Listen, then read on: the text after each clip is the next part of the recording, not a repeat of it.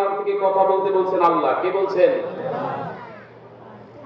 সময় নিব। আল্লাহ বলছেন ওয়াইদা কুরিয়াল কোরআন ফাসতামিউ লাহু ওয়ানসিতু লাআল্লাকুম তুরহামুন।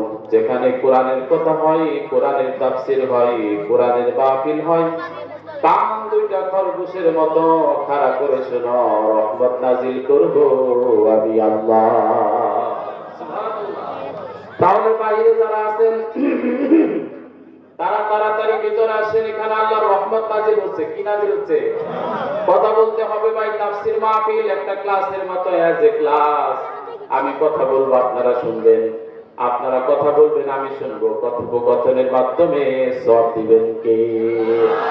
আবার আল্লাহ বলছেন ফাযাক্কির বিল কুরআনি মান ইয়াখাফু আইদ। যেখানে তোমরা কথা বলো, মানুষ যখন তোমাদের কথা শোনার জন্য আসে, তখন শুধু কোরআনের কথা শোনাও।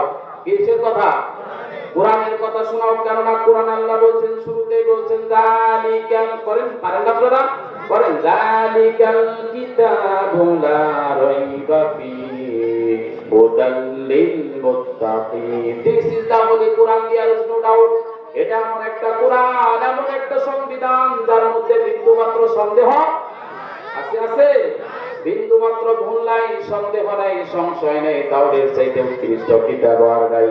আমরা এই কোরআন থেকে কথা শুনবো যদি তৌফিক দান করেন কে?